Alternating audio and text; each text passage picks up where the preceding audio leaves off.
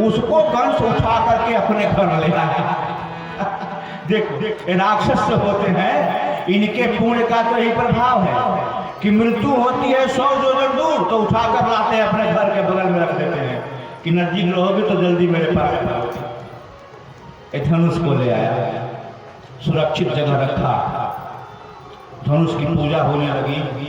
5000 सैनिक वहां नियुक्त कर दिए गए, कोई धनुष को तोड़ने न पाए। पूजा हो रही है, मृत्यु उसके घर में आकर के बैठी है। ये वही कंस। एक दिन ऐसी घटना घटी कि जरासंध का एक हाथी था, कुबलाया पीर, वो 1000 हाथी का बल रखता था। उसके शिविर को छोड़ करके भागा और मथुरा में आकर के इसकी फुलवारी को रौंदने लगा। बाएं हाथ से उठा करके फेंक दिया, 100 योजन दूरी पर जाकर के हाथी गिरा, असुरक्षित, बाल मां का नहीं बना। तब जरासंध पता लगाया कि दुनिया में इतना बलवान कौन है जो हाथी को 100 योजन की दूरी तक फेंक दे और हाथी का बाल बांका न हो भाई, जैसे उठा करके रखा हो। तो पता चला कि जरासंध पता लगाया तो पता चला कि कंस है। तो कंस को अपने अष्टि और प्राप्ति नामक 2 कन्याओं को देकर के अपना दामाद बना लिया। अब मगध नरेश के साथ संबंध होते ही कंस के पास इतना सामर्थ्य हो गया कि तीनों लोकों में उसके समान कोई नहीं रहा। वो दुनिया का सबसे बलवान बन गया। सोचा कि सूरसेन को भी अपने वश में कर लिया गया। सूर मंडल के राजा सूरसेन जी हैं, उनके पुत्र वसुदेव जी के लिए अपनी चचेरी बहन देवकी का प्रस्ताव रखा। देवकी के साथ विवाह वसुदेव जी का हो गया। अब देखिए यहीं से अब कहानी बदलती है। विवाह तो किया था संबंध स्थापित करके और बलवान बनने के लिए, लेकिन संबंध वो बनाया अपने हिसाब से, लेकिन उसका अर्थ भगवान बदल रहे हैं। विवाह हो गया धूमधाम से, बहुत अधिक 400 तो केवल हाथी दिए गए जो सोने के बड़े बड़े सिक्कड़ लगा कर दिए गए थे। 1500 तो घोड़े दिए गए थे, रथ 200 दास दासियां अकूत दहेज दे करके विदाई की गई। था तो बहुत बड़ा नीच प्रवृत्ति का, लेकिन समाज में दिखावापन भी बहुत ऊंचाई से करता था। तो जनता में, प्रजा में ये सूचना जाए कि मैं बहुत उदार हूँ। देवकी का रथ खुद हाँकने के लिए घोड़े के लगाम को हाथ में पकड़ा। देखिए 2 साले रथ हाँके हैं और दोनों कुल को बर्बाद किए हैं। एक साला शकुनी है धृतराष्ट्र, वो कौरवों का रथ हाँकना शुरू किया, कौरवों का वंश विनष्ट हो। दूसरा वसुदेव जी का साला एक है, ये रथ हाँका तो बहन को ही मारना शुरू किया, किसी तरह पति तो भगिनों को मार दिया। भगवान ने सोचा कि साले तो बदनाम हो गए, शास्त्र में सालों की तो कीमत घट गई। तो भगवान अर्जुन का रथ हाँकना शुरू किए और पांडवों को विजय दिला करके किसी तरह साले के संबंध की इज्जत बरकरार रखी। आज भी कलयुग में हम देखते हैं कि जितने साले हैं उनका वर्चस्व उनके बहन के घर में चलता है। जो साला अपने बहन के घर में मालिक बन जाता है, वो घर 100 में 99 तो खत्म हो ही जाता है। अब तो हमारे यहाँ लिखा है पद्म पुराण में कि तरुणी प्रभुता गेहे श्यालको बुद्धिदायक। कलयुग में विवाह होते ही श्रीमती जी आएंगी तो महारानी बनकर बढ़ जाएंगे। वो हो गई रानी और उनका भाई साला जो है हमारा आपका, वो वहाँ का मंत्री बन जाएगा। तरुणी प्रभुता आगे है, श्यालको बुद्धिदायक है। अब साला घर में मंत्रणा देगा, सबसे पहले भाई भाई में विरोध, फिर सास ससुर में विरोध कराएगा, फिर देवरानी जेठानी में विरोध कराएगा। साल भर में तो अलग करा कर ही दम देगा। इसलिए भगवान बचाए इन सालों से। इसीलिए शास्त्र में बताया गया है साल आ, जो एक एक साल बीतने बाद अपने बहन घर में जाए। जैसे कभी फगुआ लेकर गया, कभी तीज लेकर गया। ऐसा जब साला आपका मिल जाए जो समय समय पर पर्व पर आए और अपनी बहन के लिए सामान देकर जल्दी से चला जाए कि हमारे पास समय नहीं है, तो समझिए आप सुरक्षित रहेंगे। लेकिन साल साल भर आप ही क्या रहे, एक दो दिन अपने घर में जाए तो समझना बर्बादी कन्फर्म है।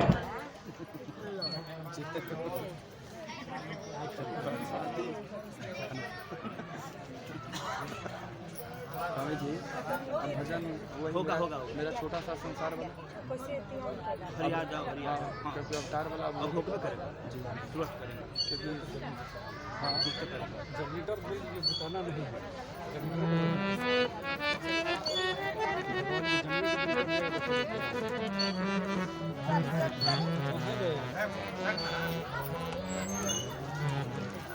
बुलाइए ना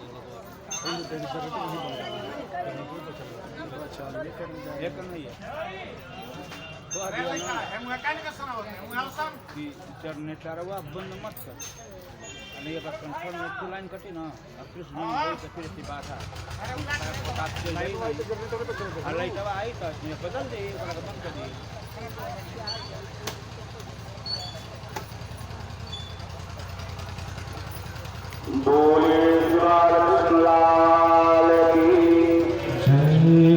आज भगवान कृष्ण का जन्म होने वाला है।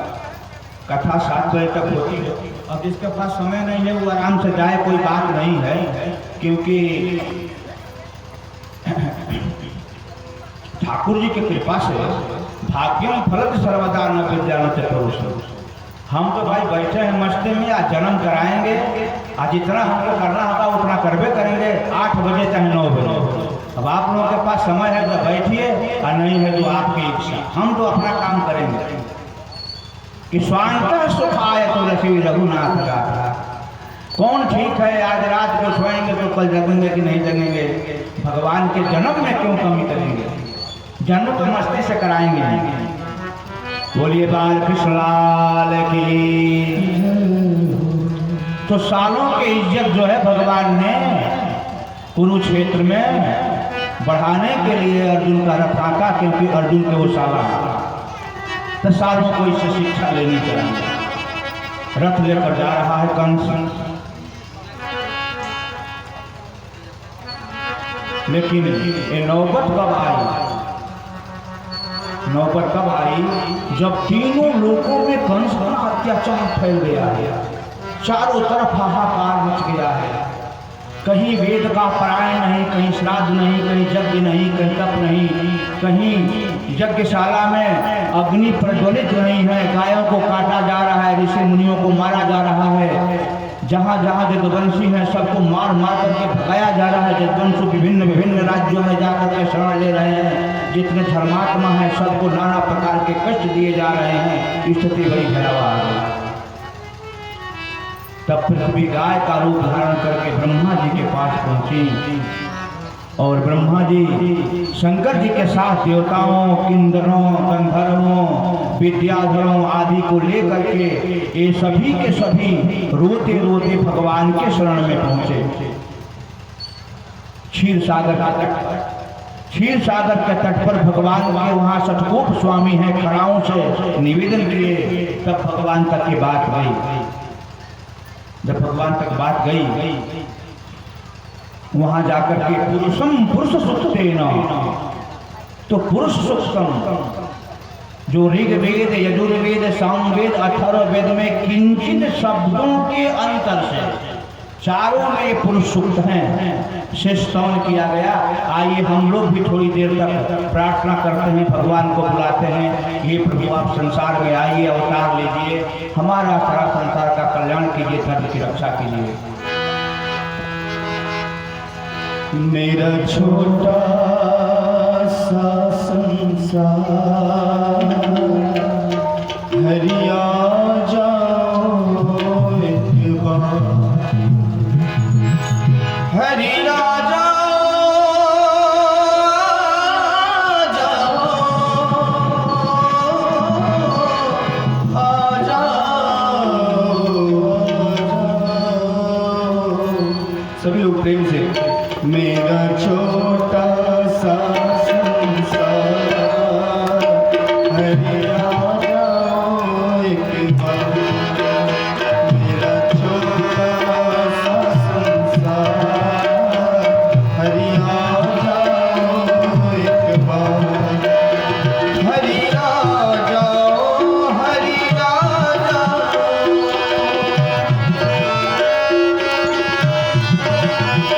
मेरी नैया पार लगा जाओ,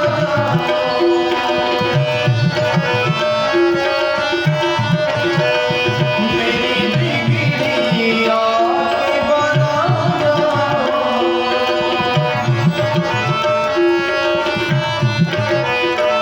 मेरा छोटा सा संसार, हरि आ जाओ एक बार।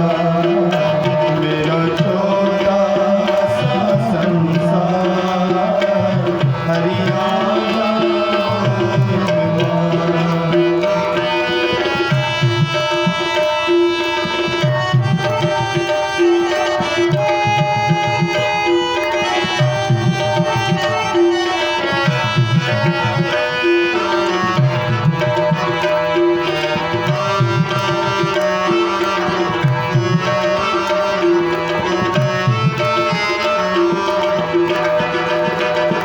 लाखों को दर्श दिखाया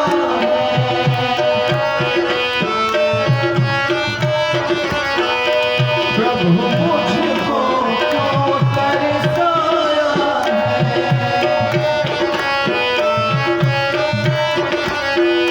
ये कैसी तुम्हारी माया है।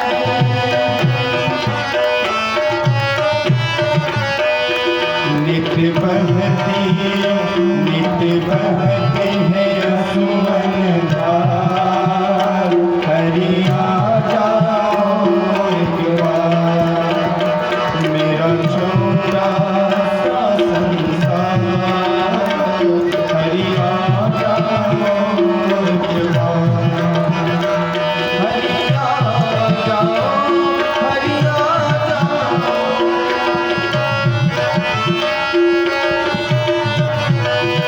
मेरा छोटा सा संसार, हरि आ जाओ एक बार।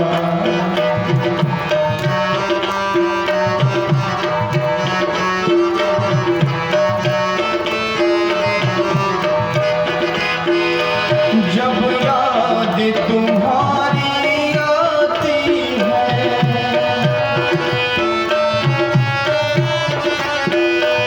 तन मन की सुध बिसराती है।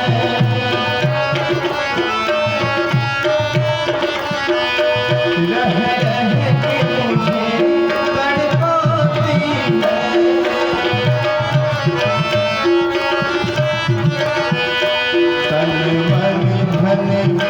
तन मन धन दूं सब बार, हरि आ जाओ एक बार। मेरा छोटा सा संसार, हरि आ जाओ एक बार। हरि आ जाओ,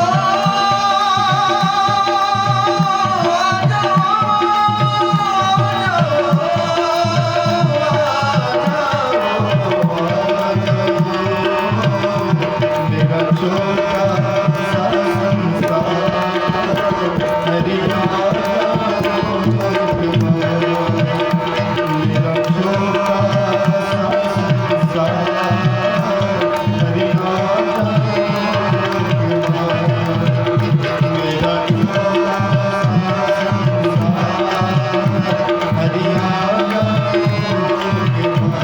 हरि आ जाओ एक बार। हरि आ जाओ एक बार।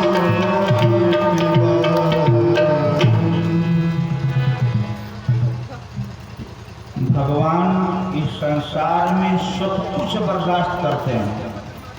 बड़ी बड़ी राक्षसों के त्रिशूल को खड्ग को, तोमर को, बाण को, गधा को, चाहे वो कितनी भी चोट पहुंचाए, उन्हें कोई तकलीफ नहीं है।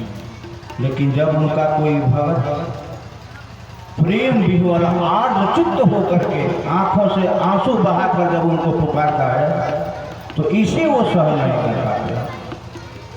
भगवान कहते हैं मुझे और किसी से कोई भय नहीं है, हमें राक्षसों तुम्हें जितना कुछ सताना है सताओ, हमें कोई तकलीफ नहीं, लेकिन जब मेरे भक्तों के ऊपर हाथ उठाओगे तो फिर मैं वैकुंठ में रह नहीं पाऊंगा, फिर मुझे आना ही पड़ेगा। जिन ही देवता लोग अनाथ होकर के आर्द्र भाव से भगवान के शरण में आए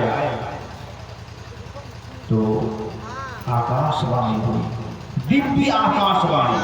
वैसे आकाशवाणी दिव्य ही होती है, लेकिन ये जो हुई वो सबसे दिव्य हुई, क्योंकि आकाशवाणी तो हो रही थी, सभी लोग साथ ही बैठे थे, शंकर जी भी थे, लेकिन किसी को वाणी सुनाई नहीं दी, केवल ब्रह्मा जी सुने। मेरे प्रिय भक्तों, मैं सब कुछ जान रहा हूँ। वर्तमान समय में जो भारतवर्ष में हो रहा है उसको अच्छी तरह से मैं समझ रहा हूँ।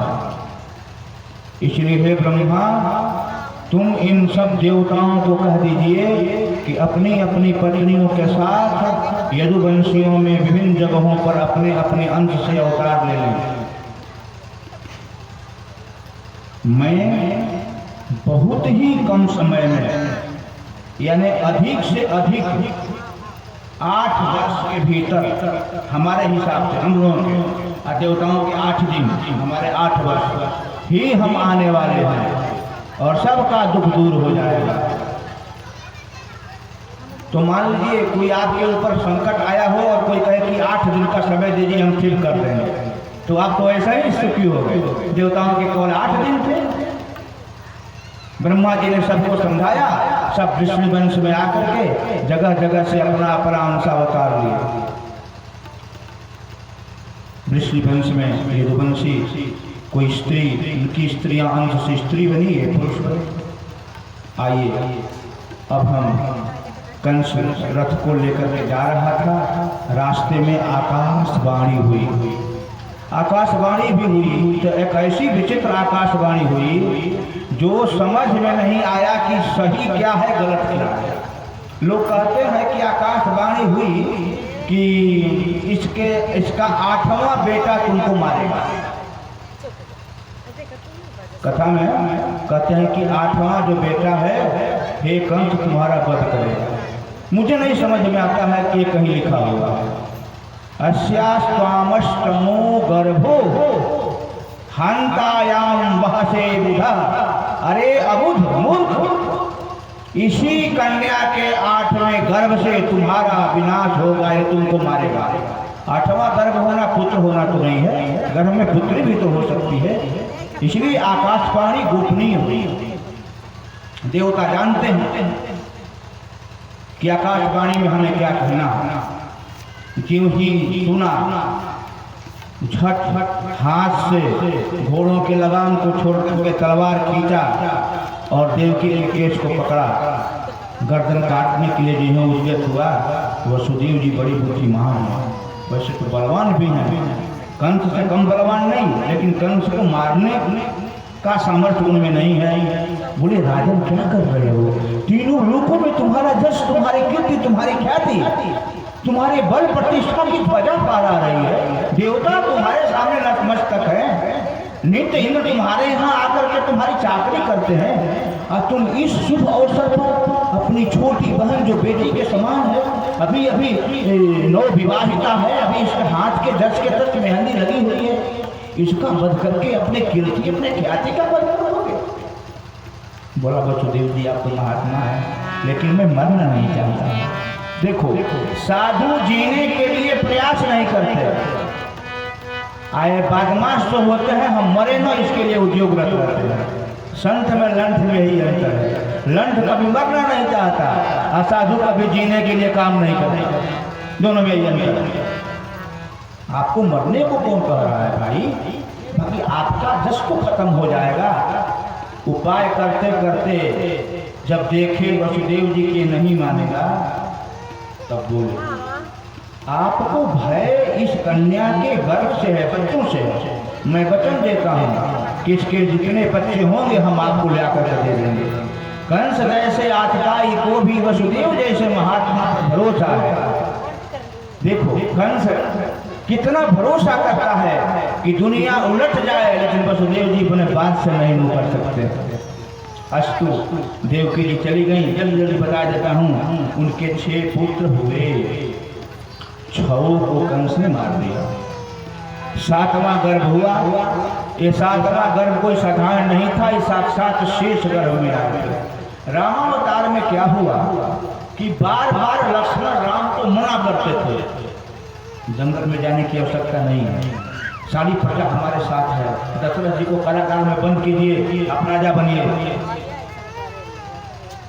समुद्र में पुल बांधने की आवश्यकता नहीं है, अभी वहां से शोषण कीजिए इसका, युद्ध करने की आवश्यकता नहीं है। मैं लक्ष्मण यहाँ बैठ करके एक ही बाण संकल्प करता हूँ तो संसार के जितने राक्षस में सबका नाश हो जाए, एक ही बाण में सबको मार देता हूँ। कि इतना लंबा चौड़ा साम्राज्य स्थापित करके बंदरों को लेकर युद्ध करने की क्या आवश्यकता है? लेकिन राम एक भी नहीं माने, बोले नहीं लक्ष्मण। तो लक्ष्मण को लगता था कि हम जब बड़े हो जाएंगे, अगर हम बड़े होते तो राम हमारी बात मानते, कि हमारे बड़े हैं इसलिए हम इनकी बात मानने के लिए बाध्य हैं।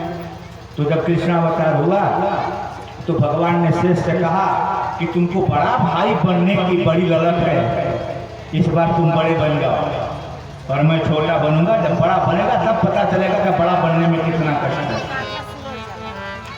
तो ये शेष आए तो देवकी के गर्भ में, लेकिन सृष्टि का अजूबा था, इसको कोई विज्ञान नहीं मान सकता, मानेगा ही नहीं।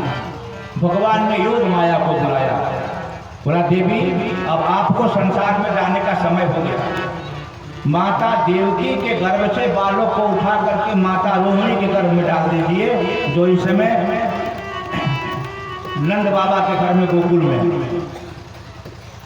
और आप वहीं रहिए, क्योंकि मैं आ रहा हूं देवकी के गर्भ में, क्योंकि जब मैं वहां जाऊंगा तो आपको यहाँ आना पड़ेगा।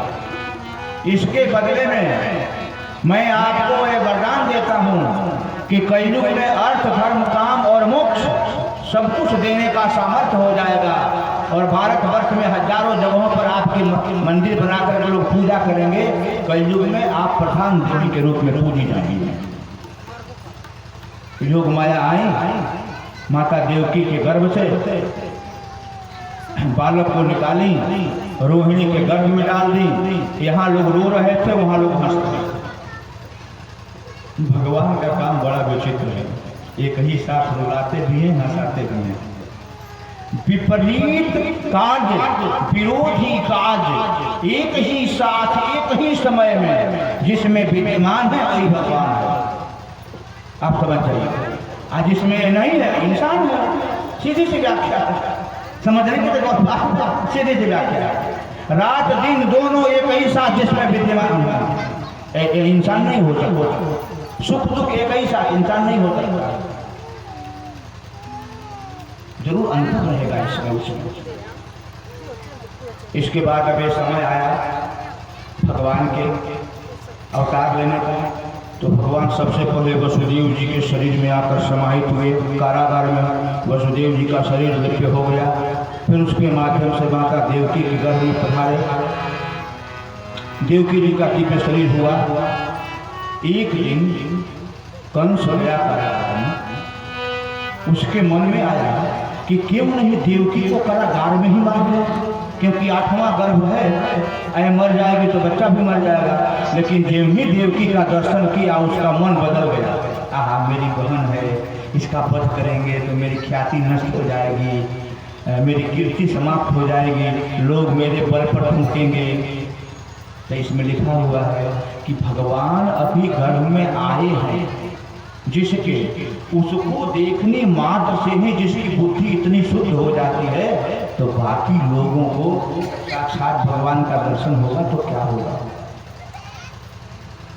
इसके बाद भादों का महीना आता है, कृष्ण पक्ष, अष्टमी तिथि बुधवार दिन वृषभ राशि पर चंद्रमा आते हैं, रोहिणी नक्षत्र मध्य राशि।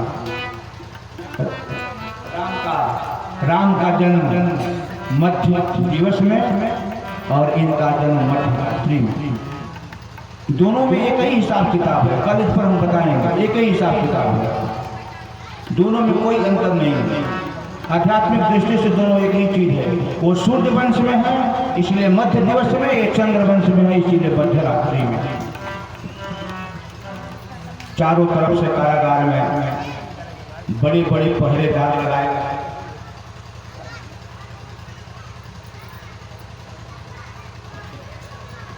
बोले बाल कृष्ण लाल की जय हो। तो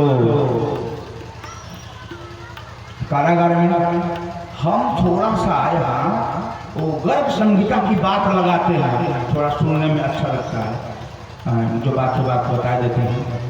जिस कारागार में वसुदेव देवकी को बंद किया गया था, उसके जो दरवाजे थे उसमें 5000 लोग लगते थे, तो दरवाजा को खोल करके किनारे करते थे। आप समझ सकते हैं कि कितना मजबूत वजनदार होगा। 2000 लोग लगते थे तो ताला को उठा करके उसमें लगाते थे और निकालते थे, और 500 लोग लगते थे तो चाबी को उठा पाते थे। मतलब समझ रहे हैं, इतने बल वाले 2000 आदमी के बराबर जिसको बल था वही राक्षस ताला उठाता था। 50,000 आदमी के बराबर जिसको बल था वही राक्षस किवाड़ खोलता था। वहां की सुरक्षा व्यवस्था ये थी, ये वहां की सुरक्षा व्यवस्था। लेकिन इस संसार में ऐसी कोई व्यवस्था नहीं है जिस व्यवस्था में ईश्वर न हो। हम लोग बैठे हैं यहाँ पर ना, आप देखिए भगवान, देखिए हम लोग बैठे हैं, हम लोगों के भीतर भगवान बैठ करके हमको जिला रहे हैं। अब बाहर से एक एक सेकंड, एक एक मिनट, एक एक घंटा हमारे आयु मार रहे हैं। हम बाहर से मर भी रहे हैं और जी भी रहे हैं, दोनों काम एक साथ ईश्वर करता है। हम जितने लोग बैठे हैं सबके हृदय में भगवान अंतर्जामी रूप में बैठ करके हमको जीवित रखे हैं। लेकिन बाहर से एक एक सेकेंड, एक एक मिनट, एक एक घंटा, एक एक दिन, एक एक पक्ष हम मर रहे हैं। अब आप विचार कीजिएगा रात भर कि इनकी कौन सी लीला है। इसी को समझने की आवश्यकता है। जिस दिन हमें समझ जाएंगे, समझिए हम सब कुछ समझ। तो आज ये समय आ गया है भगवान के अवतार का, और प्रकृति जो है भगवान की पत्नी वेदांगिका का बहुत वर्षों के बाद, 2-4 साल 5 वर्षों के बाद जब परदेशी पति को घर आने की सूचना पत्नी को मिलती है तो पत्नी को कितनी खुशी होती होगी। कोई स्त्री बताएगी जिसका पति 2 साल 4 साल 5 साल से बाहर रहता है, एक बार 5 साल पर आता है, घर को सजाती है, बिस्तर लगाती है, नया पर्दा लगाएगी, नया बेडशीट बिछाएगी, भोजन की सारी व्यवस्था करेगी, फूल श्रृंगार करेगी, घर को इतना सुंदर बनाकर रखेगी कि पति आए तो जहाँ भी देखे उसको प्रसन्नता हो। तो 8 प्रकृतियाँ भगवान की तो पत्नियाँ हो, जो आगे अष्ट पट्ट महिषी के रूप में होंगी। तो फिर एकदम सुंदर कोमल मुलायम हो गई है, शीतल मंद सुगंध हवा बह रही है, आकाश मंडल में जगह जगह से बादल छाए हुए हैं, चंद्रमा भी प्रयास कर रहा है, तारे भी प्रयास कर रहे हैं कि बादल को चीर करके हम कम से कम दर्शन करने भगवान का अगर निकलते हैं। तो चारों तरफ पुष्प खिल गए हैं, रात में सुंदर सुंदर पक्षी बड़े बड़े मीठे मीठे स्वर में कुछ न कुछ बोल रहे हैं। चारों तरफ सुखमय, आनंदमय, सौंदर्यमय वातावरण का निर्माण हो गया।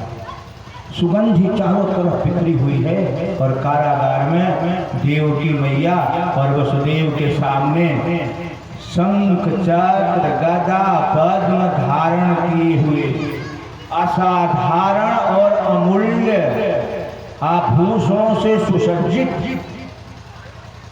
असंख्य असंख्य कामदेव के सौंदर्य को एक एक अंगों में समेटे, देखते ही व्यक्ति की समाधि लग जाए, ऐसा भुवन मोहन रूप लेकर के आनंद कंद श्री कृष्णचंद्र कारागार में प्रकटे। बोलिए आनंद कंद श्री कृष्ण भगवान के हो।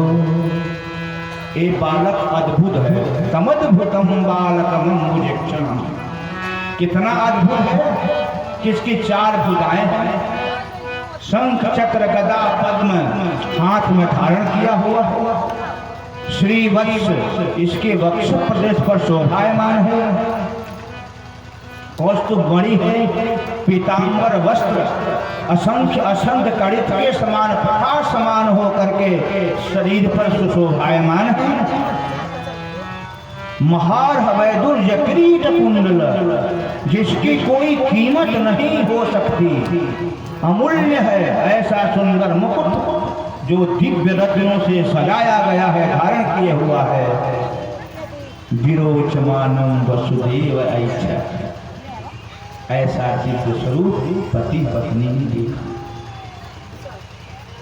भगवान पूर्व जन्म की सारी बात बताए, ये भी बताए कि आपको क्या करना है, कैसे जमुना पार करना है, कैसे नंद घर में जाना है, सारी बात बता दी।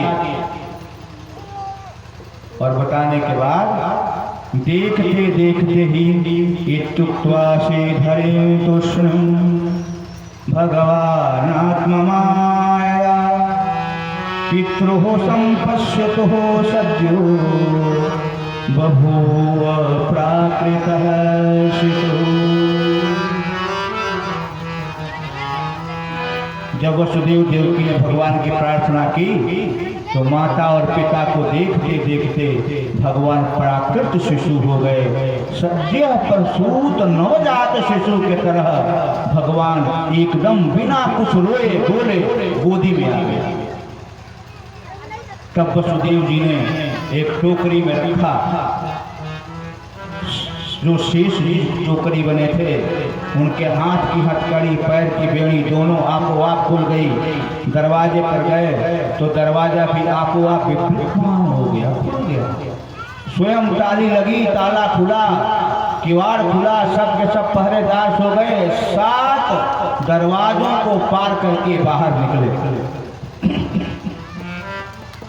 जब दरवाजों को पार करके बाहर निकले तो बाहर बड़ा ही विपरीत वातावरण उस समय के लिए पैदा हुआ। जैसे आप लोग बारात में जाते हैं तो इस समय दरवाजे पर एक फुहारा छोड़ने वाला होता है, जो सुगंधित जल का एकदम फुहारा शरीर में पड़ने पर आनंद आ जाता है। वैसे ही एकदम फुहारा आकाश मंडल से बादल बरसा रहे थे कि भगवान जो है हमारा रूप धारण करके आए हैं, एकदम घनश्याम है, इसलिए हम इनका स्वागत करेंगे। मध्यरात्रि के बाद तो भाई अष्टमी तिथि में तो चंद्रमा उदित हो ही जाता है। चंद्रमा उदित हुआ, अब ये कह रहा है बादलों को भाई थोड़ा जगह, थोड़ी सी जगह दो, हम भी थोड़ा देखें अपने कुल के देवता को। आपस में एक दूसरे में होड़ मची है। इसी बीच में वसुदेव जी को लगा कि बालक अभी तुरंत जन्म लिया है, कहीं इसको निमोनिया तो नहीं हो जाए, ठंडी ठंडी हवा बह रही है, ऊपर से रिमझिम वर्षा हो रही है, निमोनिया इसको ना हो जाए। जे भी उनके मन में भाव आया, हृदय के भाव को जाग करके शेष जी अपना फण लगा दिए टोकरी के ऊपर से जो वर्षा हो रही है इसके मस्तक के नीचे गिरने लगी। रिमझिम रिमझिम पृथ्वी एकदम मुलायम हो गई है, क्योंकि ये ससुर होने वाला है ना, सत्यभामा पृथ्वी के अवतार हैं, तो ये मेरे वसुदेव जी ससुर हैं। एकदम जैसे मान लो मखमली गद्दी है, शेष जी ऊपर फण लगाए हैं, कंधे पर लिए हैं, पहुँचे जमुना के तट पर। जमुना जी अपने मन में सोची कि आज ये मेरे पति हैं, दुनिया तो नहीं जानती है, मैं तो जानती हूँ। तो जब पति पहले होने वाले पत्नी के घर में आए और पत्नी अपने घर को समृद्ध न रखे तो पति को अच्छा नहीं लगता। तो अपने धीरे धीरे अपनी धारा को थोड़ा कम करती हैं और दोनों तट को एकदम पानी से भर लेती हैं। अब पानी में सुगंधी आ जाती है। वसुदेव जी प्रवेश जब जल में किए तो यमुना जी ने कहा, प्रभु थोड़ा पैर नीचे कर दीजिए, मैं पैरों को स्पर्श करूँ, थोड़ा प्रक्षालन करूँ, पार प्रक्षालन करूँ। भगवान बोले तुम देखती नहीं है, मेरे पिताजी हैं, अभी मैं ऐसे करूँगा इनको पता चल जाएगा कि जन्म लेते लेते पत्नी से पाँव धूल आने लगा, तो फिर इनको कैसा लगेगा। तो यमुना जी ने कहा,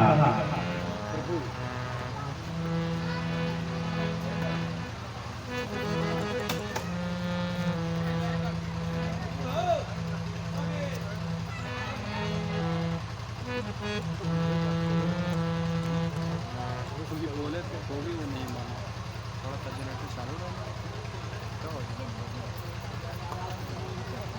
आवाज ही नहीं आएगा।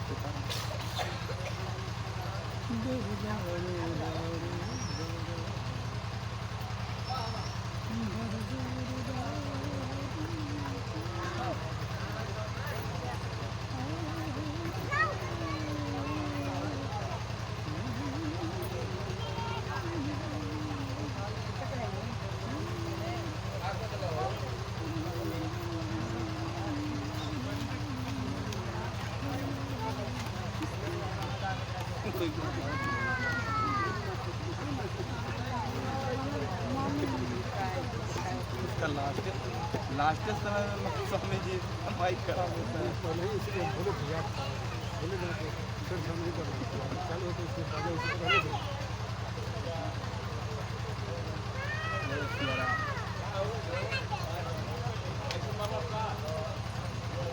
आईसीयू जा कुछ मारला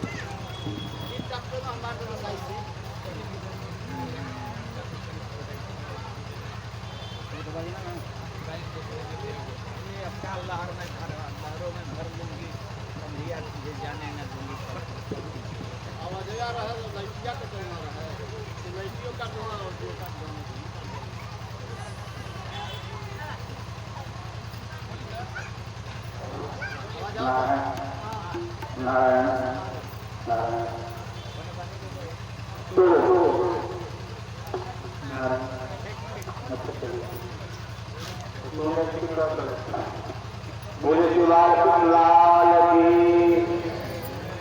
तो यमुना जी ने कहा आप मध्यस्थता कर लीजिए, इनको कहिए कि चौकड़ी से अपने चरण को नीचे निकाले, मेरे को स्पर्श कर लेने इतने ही मुझे लगता है इनके चरणों को मैं स्पर्श करूँ। शेख बोले कि स्वामी और स्वामी के बीच में सेवक को बोलना ठीक नहीं लगता, इसलिए आप हमारे स्वामी हैं, आप स्वामी हैं, आप लोग आपस में नहीं रह सकते। अब जो है ये यमुना जी पहले लगी बढ़ते यमुना जी को साधना करा रहा, तब यमुना जी को याद आया कि ये तो मेरे शत्रु होने वाला है, मैं अपने शत्रु का साधना करूंगी। ये मुझे याद आया यमुना जी नींद से बराबर हो गई, कन्हैया कराए तब भगवान मुक्त करा करके अपने चरण को वसुदेव जी के नीचे से नीचे यमुना जी ने स्पर्श किया। वसुदेव जी भगवान को यमुना जी को पार करा करके यहाँ आए। सृष्टि का विश्व का लघुपूर्ण भविष्य अधूरा ये 14 महिला को एक कन्या हुई है। अगर 14 महिला को पता नहीं है तो मुझे बेटी क्या हुई।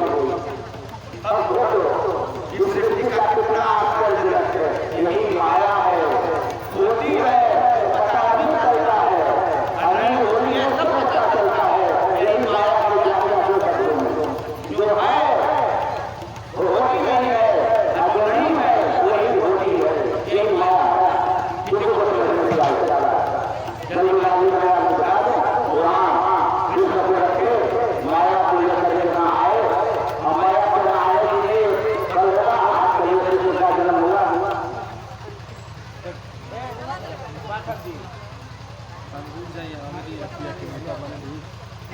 अब वहाँ जब नंद बाबा को पता चला कि दुर्गा मैया को आता डाल तो गोकुल में नंद बाबा को पूरा हुआ है। अब यह जान करके सब जाल पाल गोटियां उनके समेत बंधु सल्ला सब के सब दौड़े रामात में जीवता गंधार रत्नर अप्सराएं दुखिया सत्य सब इकट्ठे हुए चारों तरफ धूल मृदंग वापसी पिलही और कई कई लहाएं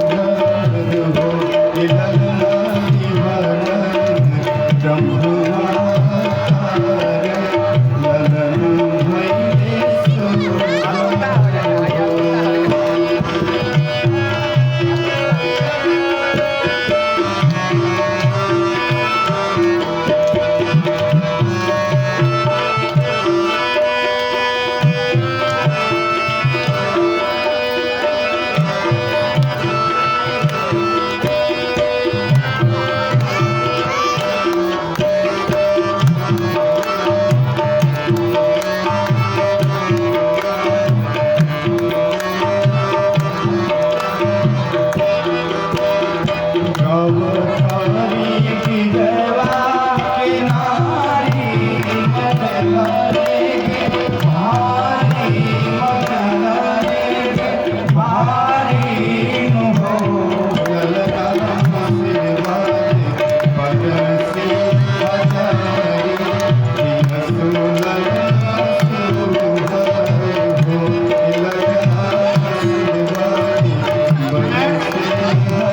लोग बैठ जाइए, आनंद लीजिए।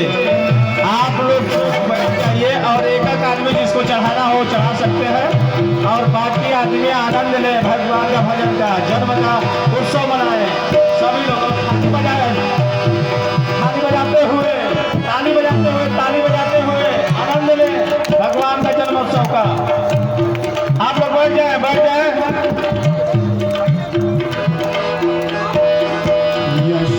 जय श्री राधे। जितने माता बहनी आप लोग खड़ी है, माता बहनी आप लोग खड़ी है, आप लोग अपने अपने आसन पर बैठ जाए, अपने अपने आसन पर ग्रहण कीजिए और हाथ में ताली बजाइए, बैठ करके ताली बजाइए। यहाँ से हट करके बैठ जाइए आप लोग, जो जहाँ है वहीं पर रहिए, बैठिए अपने आसन पर। बारी बारी से जिसको चढ़ावा चढ़ाना हो आकर के चढ़ाएंगे। लाइट जलाइए, लाइट। और लाइट वाले भैया लाइट जला दीजिए मंच का, भीड़ न लगाए। माइक ऑफ कीजिए।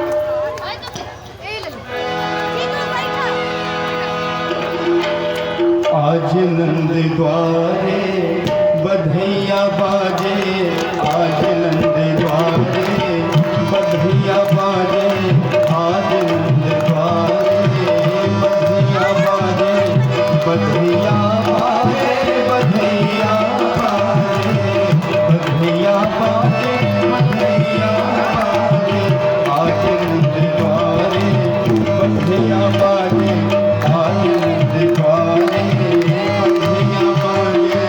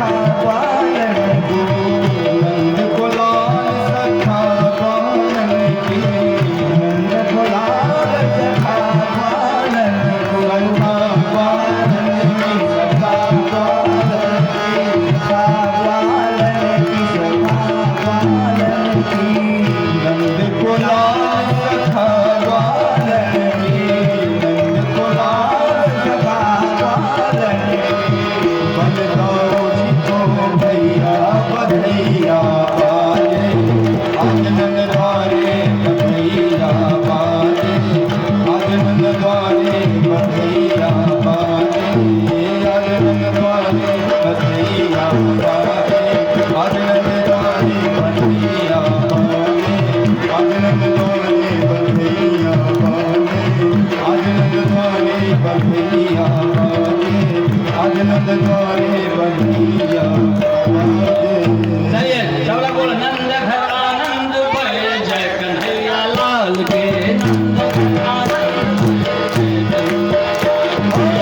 कन्हैया लाल की, जय कन्हैया लाल के, जय कन्हैया लाल की, नंद घर आनंद भय जय कन्हैया लाल के, आनंद उमंग भयो जय कन्हैया लाल की, आनंद उमंग भयो जय कन्हैया लाल की, आनंद उमंग भयो जय कन्हैया लाल की, नंद घर आनंद भयो जय कन्हैया लाल के, आनंद की आनंद भयो जय कन्हैया लाल की, हाथी घोड़ा पालकी, घोड़ा पालकी, हाथी घोड़ा बुढ़वन के पालकी, लइकन के हाथी घोड़ा बुढ़वन के पालकी, हाथी घोड़ा बुढ़वन के पालकी, नंद घर आनंद भयो जय कन्हैया लाल के, नंद घर आनंद भयो देखें हम नंद घर आनंद भयो बोले तो आप सब लोग बोले जय कन्हैया लाल की, नंद घर आनंद भयो जय कन्हैया लाल की, नंद घर आनंद भयो जय कन्हैया लाल आप बोले जय कन्हैया, नंद घर आनंद भयो जय कन्हैया लाल की, नंद घर आनंद भयो जय कन्हैया लाल की, नंद घर आनंद भयो जय कन्हैया लाल की, नंद घर आनंद भयो जय कन्हैया लाल की, नंद घर आनंद भयो जय कन्हैया लाल की, नंद घर आनंद भयो जय कन्हैया लाल की, नंद घर आनंद भयो जय कन्हैया लाल की, नंद घर आनंद भयो जय कन्हैया लाल की, नंद घर आनंद भयो जय कन्हैया लाल की, नंद घर आनंद भयो जय कन्हैया लाल की, नंद घर आनंद भयो जय कन्हैया लाल की, जय हो जय कन्हैया नंद घर आनंद भयो जय कन्हैया लाल की, नंद घर आनंद भयो जय कन्हैया लाल की, नंद घर आनंद भयो जय कन्हैया लाल की, नंद घर आनंद भयो जय कन्हैया लाल की, नंद घर आनंद भयो जय कन्हैया लाल की, ताली लगे बजाओ नंद घर आनंद भयो जय कन्हैया लाल की, नंद घर आनंद भयो जय कन्हैया लाल की, नंद घर आनंद भयो जय कन्हैया लाल की, नंद घर आनंद भयो जय कन्हैया लाल की, नंद घर आनंद भयो जय कन्हैया लाल की, नंद घर आनंद भयो जय कन्हैया लाल की, नंद घर आनंद भयो जय कन्हैया लाल की, नंद घर आनंद भयो जय कन्हैया लाल की, नंद घर आनंद भयो जय कन्हैया लाल की, नंद घर आनंद भयो जय कन्हैया लाल की, जय कन्हैया लाल की, हाथी घोड़ा पाल की, जय कन्हैया लाल की, जय हो नेपाल की, नंद घर आनंद भयो जय कन्हैया लाल की, घर आनंद भयो जय कन्हैया लाल की। चलिए आप लोग बैठ जाएं थोड़ी देर, फिर आरती होगी, खड़े रहें, आरती की तैयारी कर लें। और फिर कल भगवान की बाल लीलाओं का बड़ा ही सरस वर्णन होगा। आज जो आनंद आया उससे भी अधिक आनंद, और यदि हमारे आचार्य जी को कोई अन्यथा भगवान के वक्त पेश करूंगा। तो आप लोग कल जरूर अधिक से अधिक संख्या में आए। इससे भी अधिक अच्छी कथा, सरस कथा भगवान की बाल लीला की होगी, उसे सुनने का बहुत ही महत्व है। आप आएंगे, आरती होगी, थोड़ी देर में प्रसाद लेकर आप जाएंगे, चूँकि आप लोगों को भी विलम्ब होता होगा, घर पे बहुत सारा काम करना है। हरि ओम शांति।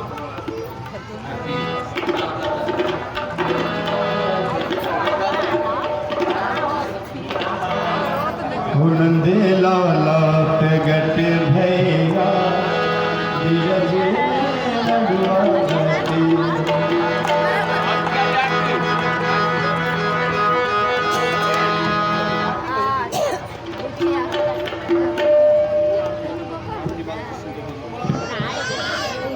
ओम इदगो हवे प्रजानानां अद्भुत सवेयगो सर्वगणगो स्वस्तये आत्मसनि प्रजा समे पशु समे लोका संयाभय समे प्रजां बहुलां करो त्वं पयो रेतु तस्मात् सुखत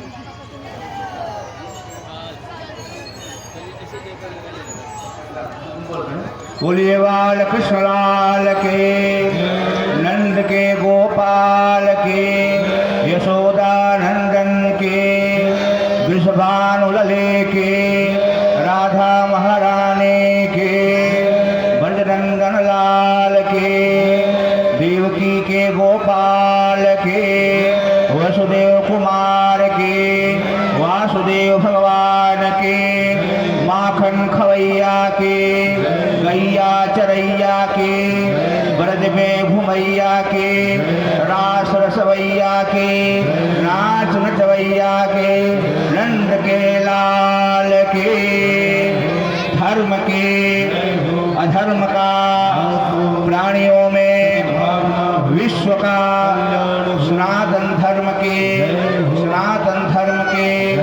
सब देवों की जय। रहे न संकट रहे न भय, सदा रहो निर्भय। जय जय श्री राधे श्याम। बैठ 1 मिनट बैठ जाइएगा। जो जहाँ है वहीं बैठ जाइए। माता बहनें आप लोग बैठेंगे तो प्रसाद वितरण होगा, सब लोग को प्रसाद मिल जाएगा। बिना प्रसाद के नहीं जाएंगे आप लोग, सब लोग प्रसाद लेकर ही जाएंगे। कल अपने ठीक समय से कथा प्रारंभ होगी। अगर 5-10 मिनट रोज विलम्ब भी होता होगा तो कल समय से कथा होगी। कल भगवान की बाल लीला जो हमको बहुत प्रिय है, कल भगवान की विस्तार से बाल लीला होगी। कल रुक्मिणी विवाह भले ही न हो पाए, लेकिन बाल लीला का विस्तार से उसके आध्यात्मिक पक्ष को और व्यवहारिक पक्ष को रखते हुए हम लोग श्रवण करेंगे प्रसाद लेकर के। फिर आप लोग अपने अपने घर पधारेंगे कल आने के लिए। हरि ओम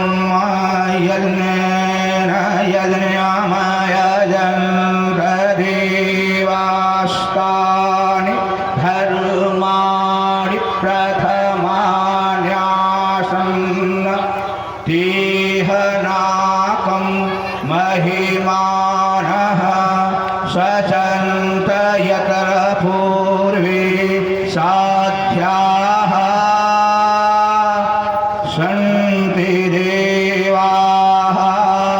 ॐ मन्त्रपुष्पाञ्जलिं समर्पयामि श्रीनन्दकुमाराय पूर्वाणपुरुषोत्तमाय सकलो जगदुद्धारकाय श्रीराधाकृष्णचन्द्राय अखिललोकपावनाय भगवतवत्सल भगवते आनन्दकन्दाय श्रीकृष्णचन्द्राय नमः। ॐ